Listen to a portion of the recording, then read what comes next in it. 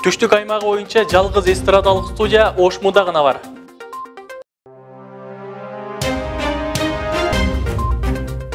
Каратедо боюнча дүйнөлүк мелдеште окуу жайдын билим алуучусу чемпион аталды.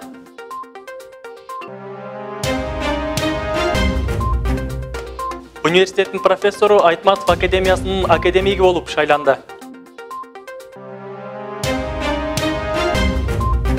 Япониянын жогорку окуу жайлары менен Ошмунун ортосундагы байланыш чыңдалат.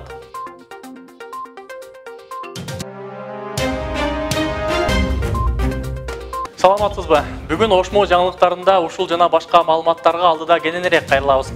Студияда мен Дурусбек Акылбек уулу. Япониянын жогорку окуу жайлары менен Ошмунун ортосундагы байланыш чыңдалат. Бул тууралуу Япониянын Кыргызстандагы ыйгарым укуктуу элчиси Сигеки Маеда баштаган делегациянын университетке болгон сапарында белгилүү болду. Коноктор алгач окуу жай башчысы Кудайберди Кожобеков менен жолугуп, университет тууралуу маалыматтарга ээ болуу менен бирге эки тараптуу кызматташууну өнүктүрүү багыттары боюнча сүйлөшүшкөн. Андан соң элчи мырза окуу жайдын эл аралык мамилелер факультетинин студенттери менен жолукту. Мында ал Япония жана андагы жогорку окуу жайлар тууралуу маалыматтарды берди. Мындан сырткары алдыда студенттер үчүн атайын тил үйрөнүү жана адистиги боюнча стажировкага чыгып келүү мүмкүнчүлүгүн түзүү керек экендигин белгилеп өттү. Студенттер бир катар суроолорду берип, тиешелүү жоопторду алышты. Жолугушуунун аягында элчи Сигеки Маедага студенттерден жана ректордон атайын белектер тапшырылды. Ошондой эле студенттердин япон тилинде сүйлөп жана япон маданиятын өздөштүрүп жатканы элчини кубандырганын жашырган жок. Түштүк аймагы боюнча жалгыз эстрадалык студия Ошмуда гана бар. Алсак аталган студияда эстрада жаатында билим алган студенттер сабактардан сырткары келип өз алдынча даярдыктарды көрүшөт. Бул үчүн бүт шарттар түзүлүп 2019-2020 жаңы окуу жылына карата оңдоп түзөө иштерин жүргүзүшкөн. Аталган студияда дагы кандай мүмкүнчүлүктөр бар? Кабарчыбыздын даярдаган материалынан көрүңүз.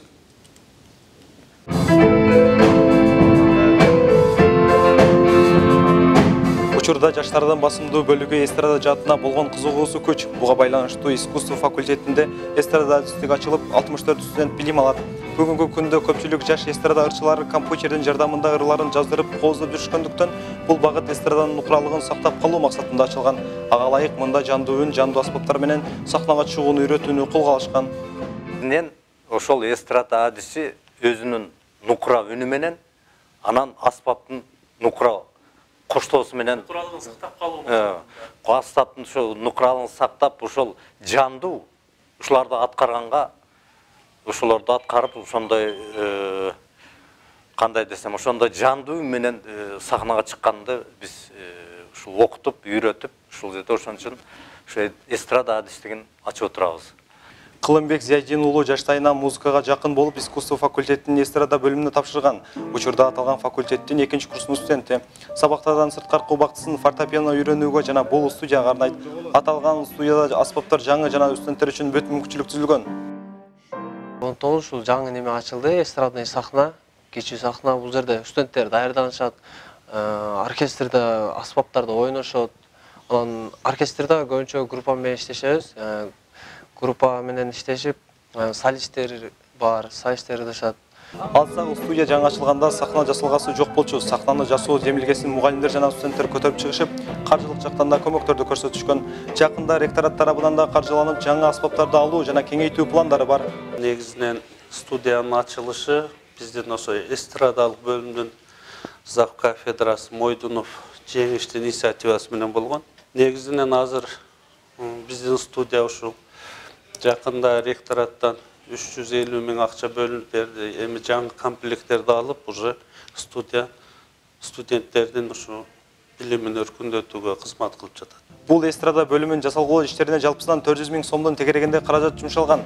Ошондой эле окуу жай тарабынан 350 000 сом жаңы аспаптарды алуу үчүн бөлүнүп берилип, аспаптар март айынын орто чендерине алынары пландалууда. Нурастан Бактыбеков, Турусбек Акылбек уулу, Нурсултан Айдаров, Ошму жаңылыктары. Университеттин профессору Айтматов академиясынын академиги болуп шайланды. Тагыраагы окуу жайдын педагогика, психология жана дене тарбия факультетинин профессору Бушарипа Үкүева Айтматов академиясынын академиги төшбелгиси менен сыйланып, аталган академиянын академиги болуп шайланды. Буга байланыштуу университеттин административдик кеңешинде ректор Кудайберди Кожобеков Бушарипа Үкүеваны куттуктап, төшбелги жана дипломун тапшырды. Ошондой эле жалпы жааматтын атынан чың ден соолук, иштерине чыгармачылык ийгиликтерди каалады.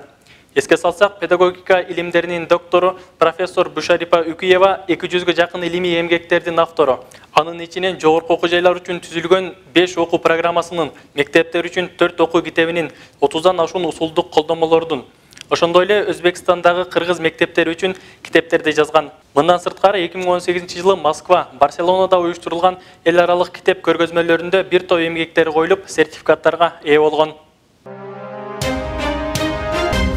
Каратэдо боюнча дүйнөлүк чемпионатта окуу жайдын билим алуучусу чемпион аталды. Тагыраагы Зирек башталгыч билим берүү борборунун окуучусу Арсен Сапарбаев. Чемпионат Москва шаарында өтүп, ага 8 өлкөнүн спортчулары катышкан. Ал эми спортчу жаш жеткинчек менен Нурбийке Мелис кызы баарлашып кайтты.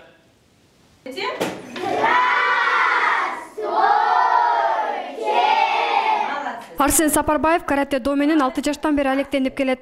Ал эми Москвада өткөн дүйнөлүк мелдешке каратэ-донун шотокан түрү боюнча катышкан. Атаандаштардын күчтүүлүгүнө карабастан ал болгон күчүн жумшап, Кыргызстандын намысын коргоого аракет кылыптыр. Каратеге 6 жашымдан бери барам. Москвага барып биринчи месте алып келдим. Мен каратеден башка хореографияга кызыгам. Ал жакта атаандаштар күчтүү экен. Жаш спортсмен бул дүйнөлүк мелдешке сентябрь айынан бери даярдык көргөн. Чемпионатка 8 өлкөнүн спортчулары катышып, жыйынтыгында Арсен 2 алтын, 3 күмүш медаль багындырып, чемпион болгон. Ал эми атасы Арсендин бул ийгиликке жетүүсүнө машыктыруучусунун салымы чоң экенин айтат. Ошо Москва шаарында каратэ-до шотокан деген вид бар. Ошо вид боюнча бир где-то 8 мамлекет катышкан турнир болду. Ошо Кубок мира деп коет, дүйнө кубогу. Ошол жерге барып, ошо ийгиликтүү катышып, 2 алтын, 3 күмүш медалдын ээси болуп келди. Арсен сабактарга активдүү катышып, менталдык арифметика жана жазуу предметтерин кызыгуу менен окуйт. Ошондой эле класстын президенти жана коомдук иштерге активдүү катышарын билдирет класс мугалими.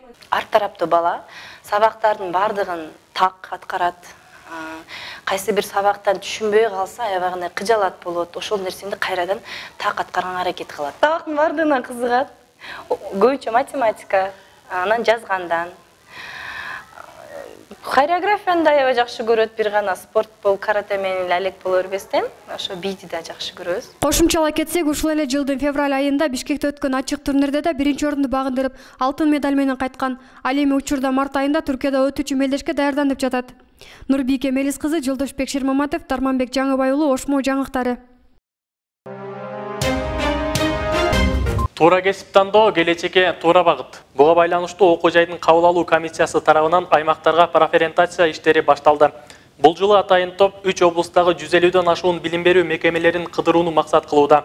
Мында 10 миңден ашуун окуучуларга Ош мамлекеттик университети окуу жайдагы кесиптер, багыттар жана туура кесип тандоо боюнча маалыматтарды беришет.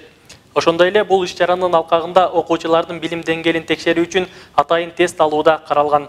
Алсак, бул иш-аракет 2 жылдан бери уюштурулуп, аймактагы окуучуларга бир топ пайдалуу болгон. Кошумчалай кетсек, 2019-2020 окуу жылында университетке 14 миңге чукул студент биринчи курска кабыл алынып, бул көрсөткүч жылдан жылга өсүүдө. Ал эми учурда окуу жайда 37 миңден ашуун билим алуучу бар. Университет күн санап студенттерге сапаттуу билим берүү жана шарттарды жакшыртуу максатында көптөгөн аракеттерди жасоодо. Айрыкча абитуриенттер үчүн абдан маанилүү, анткени булар бүгүн ошол кесибин тандай албай турган учурда атайын адистердин барып туура багыт берип коюусу алар үчүн абдан баалуу маалымат болуп эсептелинет.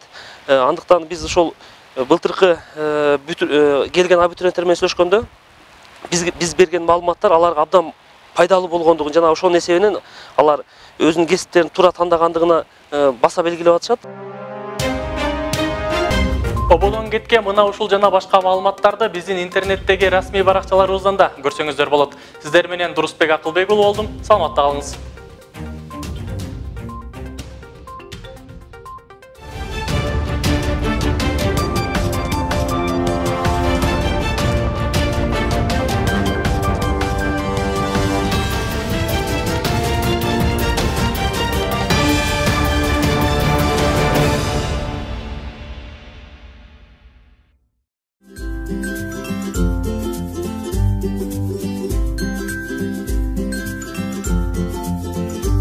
Технология бул маалыматтар технологиясын окутуп үйрөткөн илим десек болот. IT деген бул маалымат технологиясы деген түшүндүрөт. Тагыраагы маалыматтар технологиясы, маалымат технологиялык каражаттарды, маалыматтарды иштетүүчү каражаттарды иштеткен техникаларды окутуп үйрөткөн илим десек туурараак болот. IT технология бүгүнкү коомго өзүнүн орду өтө чоң. Мына акыркы жылдары бардык жумуш орундар дегеле бардык тармактар IT технологиясынын курамына же кучагына десек болот сүңгүп кирип бара жатканды бардыгыбызга маалым. Айрым булактар бизге сезилбей кирди. Ал эми айрым булак жумуш орундар, айрым тармактар бүгүнкү күндө активдүү IT каражаттарын пайдаланууга, IT технологияларын пайдаланып кызмат көрсөтүүгө өтүүдө. Бул өзгөрүүлөр бизде акыркы 10 жылдыкта өтө тездик менен өнүктү. Муну бүгүнкү коомдо жашаган бардык жарандар эле айырмалап билүүгө болот. Бүгүнкү күн менен баштагы күндүн IT технологиясы өнүккөнгө чейинки күндүн арасындагы аралык өтө чоң эмес. Мисалга айтсак, акыркы мына 10-15 жылдын ичинде эле аралыкта болгон өзгөрүүлөргө мен бир-эки мисал келтире кетсем, мисалы байланыш тармагы, телекоммуникация тармагында мындан 10 жыл алдын, 15 жыл алдын бир сүйлөмдөн турган текстти бир жерден экинчи бир жерге жеткирүү үчүн биздин почта кызматтарында, телекоммуникация тармактарында барып кезекте туруп турган элдердин кезеги үзүлчү эмес. Бирлер менен экинчилерден байланышуу үчүн кезекке тургандар, телефон байланышка чыгуу үчүн кезекке жазылгандардын аркасы үзүлчү эмес. Ал эми бүгүнкү жаңы муунга бул өтө мындай жомоктогудай көрүнүшү мүмкүн. Бирок бул факт, ушундай учурлар болуп өткөн. Ал эми бүгүнкү күндө жаңы технологияларды пайдалануу менен дүйнөнүн каалаган бурчуна жөн гана текст эмес, видео, аудио жана башка документтерди көз ирмемин ичинде жеткирүү мүмкүнчүлүгү ээ болобуз. Негизинен бул IT тармагы убакыттын өтүшү менен биз каалайбызбы, каалабайбызбы, бул биздин ар бир жасаган ишибизди жеңилдетүү максатында пайдаланылат турган технология болуп эсептелет. Ош мамлекеттик университетинде IT технология мүмкүнчүлүгү, IT технологиянын колдонулушу бүгүнкү күндө бизде адаттагы көрүнүшкө айланды десем жаңылышпайм.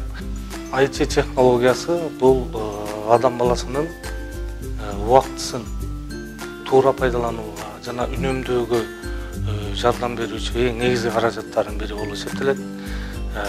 Ошондуктан IT технологиясы бул өнүгөт, мындан дагы өнүгөт. Бардык тармактарда IT технологиясынын акыркы үлгүлөрү пайдаланылат.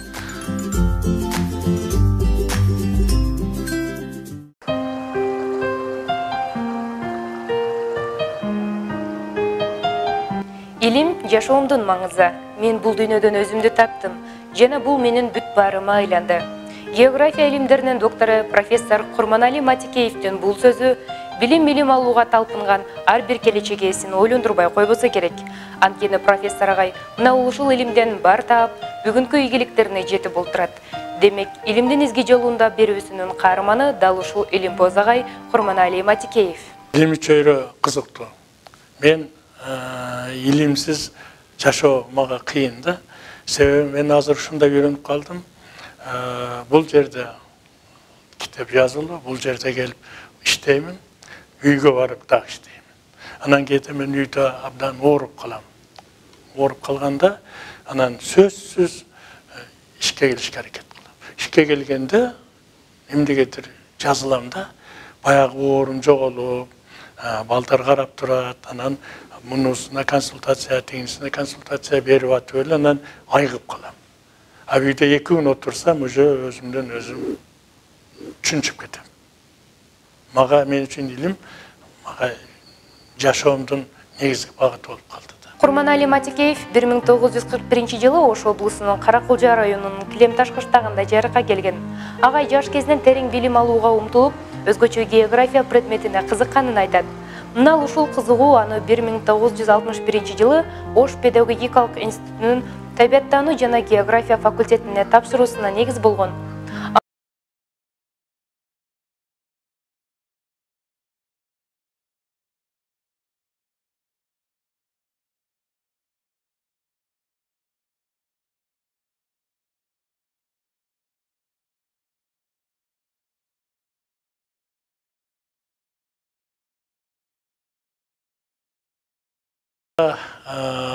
Немеде окуйт эле китептен профессор Гвоздецкий, профессор Мирков деп бир топ орустун профессорун окуйт элек да.